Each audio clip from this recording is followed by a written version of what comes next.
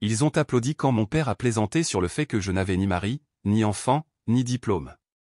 Ils n'ont pas applaudi quand j'ai payé pour le vignoble, n'ont pas levé leur verre quand j'ai viré les fonds pour le traiteur, ou pour l'orchestre, ou pour la robe qui leur a tous coupé le souffle quand Tessa a remonté l'allée. Et pourtant, ils étaient là, riant comme si j'étais la blague, pas celle qui avait signé pour le vin. Je suis Laurel Knox. J'ai 34 ans. Je possède une entreprise de logistique que j'ai bâtie à partir de rien, et depuis 10 ans, je suis aussi autre chose, la comptable émotionnelle de la famille. Fiable, responsable, remplaçable. Ça a commencé modestement, l'argent pour l'essence de Brandon, mon petit frère, quelques dollars pour une voiture en panne. Puis l'opération de papa. Puis le bridge dentaire de maman. Puis les frais de scolarité. Puis le loyer. Puis juste un petit extra pour nous dépanner. Et moi? J'ai dit oui, encore et encore, parce que c'est ce que font les bonnes filles, n'est-ce pas? Nous disons oui. Nous nous adaptons. Nous sommes fiers de notre indépendance jusqu'à ce qu'elle devienne une excuse pour la dépendance de tous les autres. Je pensais qu'en continuant d'être présente, il finirait par me voir pas seulement le solde de mon compte, mais moi. Mais la vérité, c'est que j'ai cessé d'être Laurel au moment où j'ai commencé à dire oui avec mon portefeuille. Ils n'ont pas remarqué que j'avais renoncé à l'université pour créer mon entreprise. Ils ne sont pas venus à l'inauguration de mon bureau. Ils ne m'ont jamais demandé une seule fois ce que je voulais, seulement ce que je pouvais donner. Le problème, c'est que ça ne me dérangeait pas au début, pas vraiment. C'était agréable de se sentir utile, de faciliter les choses pour les gens auxquels je pensais appartenir, jusqu'à ce que je réalise que plus je donnais, plus je devenais invisible. Et au moment du mariage, je n'étais plus la fille, plus la sœur. J'étais juste la sponsor. Le mariage a commencé par un coup de téléphone. Juste le lieu de réception, avait dit maman. Ils ont trouvé un vignoble dans le nord de l'État, magnifique, et honnêtement, Laurel, ça signifierait énormément pour nous si tu nous aidais. J'ai dit, oui. Puis est venu le forfait du photographe non inclus. La fleuriste avait un minimum de commandes. L'orchestre avait besoin d'un acompte. La robe de Tessa est bien, elle avait trouvé la bonne, mais elle était hors budget. Et le costume de Brandon? Il mérite d'être élégant, a ajouté maman. Chaque demande venait avec cette même culpabilité douce, pas de la colère, pas de la supplication, juste cette pause étudiée, tu peux, donc tu devrais, tacite. Et comme je pouvais, je l'ai fait. À la 3e semaine, j'étais trop engagé pour reculer. Les organisateurs avaient mon numéro, pas le leur. Je coordonnais les plannings de livraison tout en finalisant les contrats des fournisseurs entre 2 conférences téléphoniques. J'étais la demoiselle d'honneur sans la robe, le témoin du marié sans le discours. Et pourtant, je me disais que ce n'était pas grave. C'est leur grand jour. Mais même cela commençait à ressembler à une mauvaise blague. C'était le jour de qui, vraiment? Quand la liste des invités ayant répondu a dépassé les 2 scènes et que les cocktails signatures ont été choisis sans me consulter, je me suis surprise à calculer les coûts pendant le dîner, 12,50 $ par flûte de champagne, 275 $ par chaise. Au moment où ils ont choisi le quatuor à cordes, j'avais arrêté de demander combien, parce que personne d'autre ne demandait si j'allais bien. Le pire, ce n'était pas l'argent, c'était le fait que je n'étais pas mentionné. Ni dans les courriels de planification, ni dans les programmes, pas une seule fois dans les cartes de remerciement que Brandon et Tessa avaient envoyées en avance. Ils remerciaient Dieu. Ils se remerciaient mutuellement. Ils remerciaient ceux qui ont rendu ce jour possible. Je suppose que j'étais autre chose. Mais à ce moment-là, j'avais déjà payé pour le coucher de soleil. La cérémonie a commencé à 17 h. Les invités arrivaient en lin et en dentelle, riant sous des guirlandes lumineuses tendues entre les chênes. Le vignoble scintillait. Littéralement, chaque chaise avait une bougie vacillante dans un dôme de verre. Un harpiste jouait une mélodie délicate près de la fontaine. Je me tenais près de la tente du traiteur, répondant à un appel de la société de location concernant du linge manquant. Quand je me suis dirigé vers la zone des sièges, mon marque-place était vers le fond, table 12, à côté de l'assistant du photographe et d'une cousine éloignée qui n'arrêtait pas de me demander ce que je faisais dans la vie, comme si je n'avais pas financé toute la soirée où elle sirotait du rosé. J'ai jeté un coup d'œil à la couverture du programme imprimé, Brandon et Tessa, un amour qui mérite un toast. À l'intérieur, l'ordre de la cérémonie, les paroles d'une chanson, un verset de la Bible tiré des Corinthiens, et sur la dernière page, avec gratitude à tous ceux qui ont rendu ce jour possible, maman et papa, oncle Ray pour les lumières, la meilleure amie de Tessa pour avoir fait les numéros de table à la main. Mon nom n'y était pas. Pas même une fois. Je n'ai pas demandé à être sous les projecteurs. Je ne l'ai jamais fait. Mais ne pas être vu du tout? Ça blesse différemment. Quand j'ai croisé le regard de Tessa à travers le jardin, elle a souri comme si tout était parfait. Peut-être que pour elle, ça l'était. Le quatuor à cordes a commencé à jouer, Can't Help Falling in Love. Brandon se tenait sous l'arche avec notre père, tous deux dans des costumes sur mesure que j'avais payés. Il avait l'air calme, confiant, insensible au chaos que j'avais géré en coulisses. J'ai pris ma place, me suis versé un verre du vin que j'avais acheté, et j'ai attendu un instant, une seule reconnaissance. Elle n'est jamais venue. Mais autre chose est arrivée. Papa s'est approché du micro, ayant déjà bu quelques verres. Il le tenait comme un cigare, a souri à la foule, puis il m'a regardé droit dans les yeux. Nous avons toujours su que Brandon trouverait quelqu'un de spécial, a commencé papa, le micro dans une main, un verre de scotch dans l'autre. Il a du charme, il est beau, et maintenant, enfin, il a une femme. Les gens ont ri. Brandon a souri. Tessa a baissé la tête comme une mariée rougissante. Papa a pris une gorgée. Quant à Laurel, il a marqué une pause, une longue pause délibérée. Elle n'est pas mariée. Pas d'enfant. Pas de diplôme. Il a gloussé, se tournant légèrement vers la foule, puis vers moi. Mais bon, au moins, c'est elle qui paie l'addition. Les rires ont fusé. Pas des rires polis, pas des ricanements nerveux. Des rires. Mon frère a ri. Tessa a ri. Maman a couvert sa bouche comme si c'était juste une plaisanterie inoffensive. Je n'ai pas ri. Je n'ai pas bougé. Je suis juste resté assise là, immobile comme la lueur des bougies, mon verre de vin à la main. Ce n'est même pas la colère qui est venue en premier.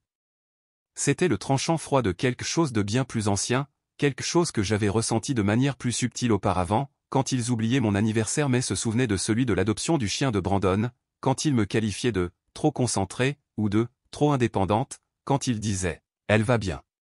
Elle n'a besoin de rien ». Peut-être pensait-il que cela signifiait que je ne ressentais rien non plus. Je me suis levé sans un bruit.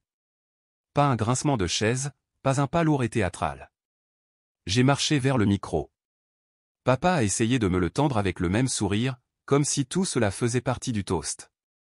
Je ne l'ai pas regardé.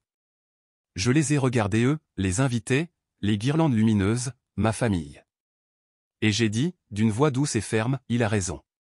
Silence. Je ne suis pas marié. Je n'ai pas d'enfant. Je n'ai jamais eu de diplôme. Mais j'ai quelque chose qu'aucun de vous ne semble apprécier, une colonne vertébrale et de la mémoire. Je me suis tourné vers Brandon et Tessa.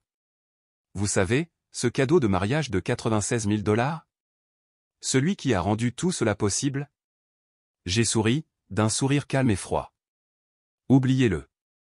Je n'ai pas attendu de réponse, pas fait de pause pour les applaudissements ou les objections, ni même pour que quelqu'un se lève avec moi. J'ai juste tendu le micro au DJ, me suis retourné et je suis sorti. Derrière moi, la musique n'a pas repris. Quelqu'un a eu le souffle coupé. Je crois que ma mère a appelé mon nom pas avec colère, ni même en suppliant, juste surprise. Comme si elle ne l'avait pas vu venir. Et peut-être qu'elle ne l'avait pas vu. C'est ce qui m'a le plus stupéfié. Ils ne pensaient pas faire quoi que ce soit de mal. Pour eux, je remplissais un rôle, la fille serviable, celle qui réussit et qui peut se permettre de rester silencieuse. Mais j'en avais fini. Je ne suis pas rentré chez moi ce soir-là. Je ne l'avais pas prévu. 3 jours plus tôt, j'avais réservé une suite dans un petit hôtel du centre-ville, chambre d'angle, haute fenêtre, calme. J'ai laissé tomber mon sac à main, enlevé mes talons et me suis versé un verre d'eau. J'aurais dû me sentir puissante. Au lieu de cela, je me sentais vide, comme si j'avais été lentement vidé pendant des années et que ce soir était juste la première fois où j'arrêtais de prétendre que je n'étais pas à sec. J'ai ouvert mon ordinateur portable, me suis connecté au compte de dépenses partagées du mariage, celui que j'avais créé au début. Oui, créé. À mon nom, avec Brandon et Tessa comme utilisateurs autorisés. Pourquoi? Parce que j'avais déjà été échaudé, parce que j'avais appris que la générosité sans preuve devient un mythe, et parce que cette fois, je voulais une trace écrite. La robe, débitée sur mon compte.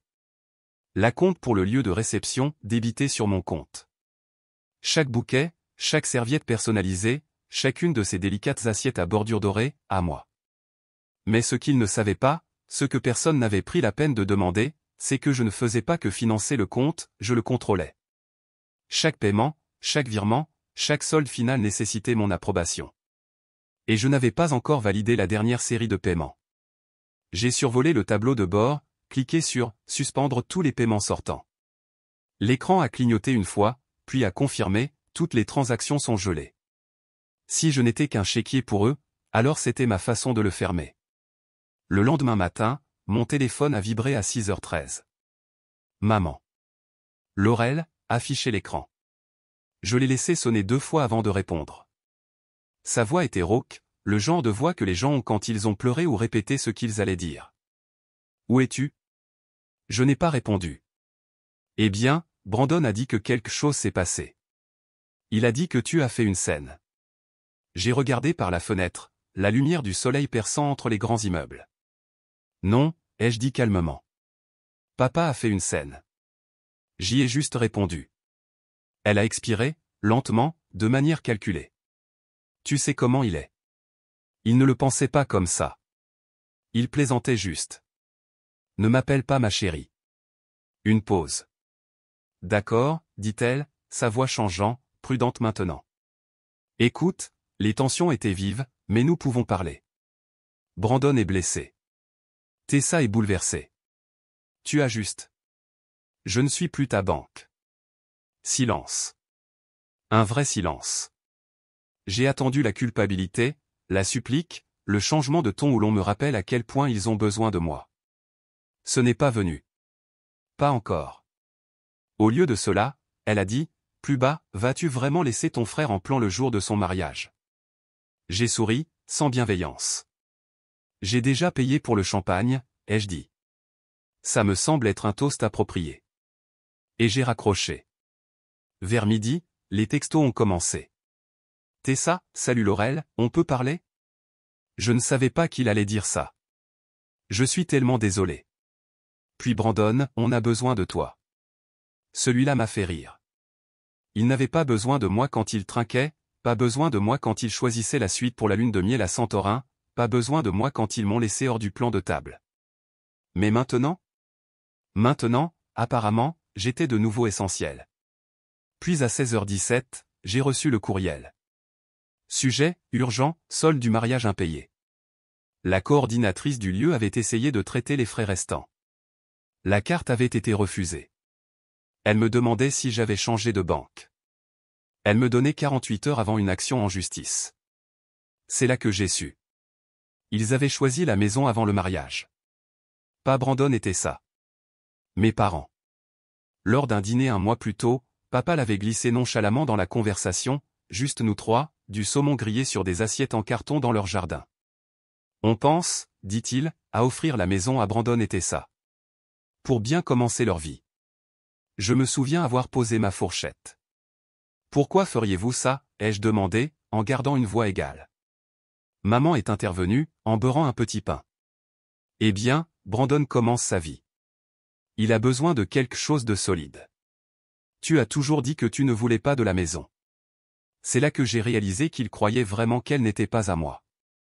C'est parce que je la possède, ai-je dit lentement. Ils m'ont tous les deux fait signe de la main, comme si je parlais de fiscalité. Sémantique, a marmonné papa. C'est la famille. Tout est famille. J'aurais dû arrêter ça à ce moment-là, être clair, tracer la ligne à l'encre, pas par sous-entendu. Mais une partie de moi, une partie encore loyale, pensait que ce n'était que des paroles en l'air. Ce n'était pas le cas. Pendant que j'organisais le mariage, mes parents avaient commencé les démarches de transfert dans mon dos.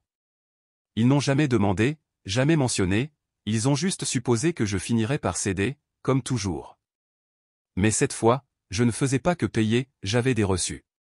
3 ans plus tôt, après la crise cardiaque de papa et l'opération de la hanche de maman, ils avaient dit que la maison était trop grande, l'hypothèque trop lourde, les factures en retard, la distance de l'hôpital trop grande. Alors je suis intervenu. J'ai acheté la maison sans crédit, l'ai placée dans une fiducie gérée, et les ai laissés y vivre sans loyer à une condition, pas de changement majeur sans mon approbation. J'ai appelé Miranda, mon avocate intelligente, rapide et allergique aux manœuvres familiales passives-agressives. Elle m'a envoyé un document de 2 pages le lendemain matin. Il expliquait tout en détail, comment tout transfert non autorisé serait nul et potentiellement frauduleux. Je l'ai transféré à mes parents. Pas de message, juste le fichier PDF. 38 minutes plus tard, mon téléphone a sonné. « Tu te crois maline ?» a grogné papa. « Non, ai-je dit. Tu t'en es déjà chargé hier soir. » Il était presque 22 heures quand on a frappé à la porte. Pas des coups frénétiques, pas un léger tapotement, juste 3 coups réguliers. J'étais à mi-chemin d'un documentaire, une tasse de thé à la main, mon téléphone en silencieux. J'ai mis l'écran en pause et j'ai attendu. Dans cet immeuble, personne ne frappe à l'improviste, pas à 7 heures, pas sans raison. 3 autres coups. Je me suis levé lentement, j'ai posé la tasse, je me suis dirigé vers le Judas. Brandon. Sa veste de costume était froissée, probablement la même que celle de la cérémonie. Pas de cravate, les cheveux en désordre, les yeux rouges, pas de larmes mais de stress. Et dans sa main, un dossier épais. Je n'ai pas ouvert la porte. Il s'est penché vers elle, la voix basse, rauque. 5 minutes. S'il te plaît. Je n'ai rien dit. J'ai tout gâché, a-t-il ajouté. Je sais que je l'ai fait. Je pensais que si je m'occupais de la lune de miel ou si je parlais à papa, peut-être que ça s'arrangerait tout seul. Il a laissé échapper un petit rire creux. C'est juste que, tout s'effondre. Maman a des vertiges. Tessa est chez ses parents. J'ai essayé de vendre le système de son pour payer le loyer, mais il s'avère qu'on ne l'a jamais possédé. Il a marqué une pause, puis plus doucement, comme quand nous étions enfants et qu'il avait cassé quelque chose que maman aimait. Je sais que je ne mérite rien de ta part, mais je pensais que tu voudrais peut-être voir ça. Il a tenu le dossier devant le Judas. C'est tout. Le détail du mariage, ce qui venait de toi, ce qui ne venait pas, les dépenses de salle de sport. Il y a aussi une lettre. Je ne voulais juste pas que tu penses que je ne m'en suis jamais soucié. Je n'ai toujours pas bougé. Il a changé de position. Je t'admirais. Et je t'admire toujours. Je me suis juste habitué à ce que tout le monde agisse comme si ta réussite ne comptait pas parce qu'elle n'était pas accompagnée d'une bague ou d'un diplôme. Mais tu as construit quelque chose de réel, Laurel. Il y a eu une pause.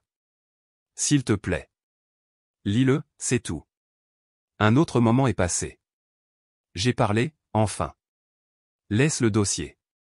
Il n'a pas discuté, l'a juste glissé sous la porte. Quand je l'ai ouverte plus tard, le couloir était vide, juste le dossier qui attendait comme un drapeau blanc. J'ai ouvert le dossier. Il avait, en effet, essayé, des feuilles de calcul, des reçus, des marges surlignées, des notes adhésives avec des gribouillis comme « ça, c'est papa qui a insisté », Ava pensait que ça venait de ses parents, ma faute ou oublié de la remercier. Et au dos, une seule feuille de papier ligné. Pas imprimée, pas dramatique, juste une lettre courte, honnête et presque humaine. Il admettait sa jalousie, son sentiment de dû, le fait d'avoir joué le jeu parce que c'était plus facile que de s'affirmer. Cela semblait sincère. Mais ma boîte de réception a sonné. Un courriel du lieu de réception. Sujet, escalade, non-paiement. Brandon avait essayé d'utiliser l'une des cartes gelées. Il m'avait contacté pour confirmer si je l'avais autorisé. C'est à ce moment que j'ai su. Il n'était pas venu s'excuser. Il était venu pour gagner du temps. J'ai fixé le courriel, l'ai laissé là pendant 5 minutes. Puis j'ai ouvert le tableau de bord financier. Paiements automatiques, les frais de pharmacie de maman, l'assurance du camion de papa, la carte de visite de Brandon, le prêt étudiant d'Ava, leur forfait téléphonique commun. J'ai survolé chacun d'eux, j'ai fait une pause, puis un par un, j'ai cliqué sur « Désactiver ». Clic, clic. Clic. Pas de drame. Pas d'avertissement. Juste « éteint ». Je n'avais pas besoin de vengeance. J'avais besoin de calme. Pendant des années, mon téléphone a vibré quotidiennement de demandes déguisées en nouvelles. Maintenant, il est devenu silencieux. Personne ne vérifiait si j'allais bien, seulement si j'étais encore disponible. Et maintenant, je ne l'étais plus. Il n'avait pas droit à une seconde version de moi juste parce que la première avait enfin parlé. Ce soir-là, Je me suis versé une autre tasse de thé, j'ai laissé le silence s'épanouir. C'était doux, pas triomphant, juste doux. Mais je savais que ça ne durerait pas. Parce que quand les dons s'arrêtent, c'est là que les coups à la porte commencent vraiment. 3 jours de silence. Puis le premier message vocal. Maman, en larmes, long, traînant. Tu nous déchires, a-t-elle murmuré. Ce n'est pas ce que fait une famille. Elle n'a pas dit, je suis désolé. Elle n'a pas dit, nous avons eu tort. Juste que c'était moi qui déchirais quelque chose. Papa n'a pas appelé. Il a envoyé un texto, tu regretteras ça un jour. Je n'ai pas répondu. Je l'ai imprimé, l'ai scotché à l'intérieur du dossier que Brandon avait laissé, juste sous la feuille de calcul intitulée « Contribution de Laurel ». Cela semblait approprié, une relique de la façon dont il me voyait, non pas comme une famille, mais comme une fonction. Les appels ont continué. Ava, puis les parents de Tessa, puis un numéro que je ne reconnaissais pas, le nouvel avocat de Brandon. Une lettre officielle est arrivée à mon bureau, demande de renégociation des conditions de remboursement. Miranda a répondu, un règlement d'une seule ligne exige une reconnaissance complète de la responsabilité et le retrait public de toutes les affirmations familiales antérieures de contributions financières. Ce que nous avons reçu en retour, ce sont de minces menaces, des insultes, des accusations qui m'ont tout dit. Ils n'étaient pas désolés, ils se débattaient. Quand un navire commence à couler, certains cherchent des canaux de sauvetage. D'autres cherchent quelqu'un à blâmer. Et moi? Je n'étais plus sur le navire.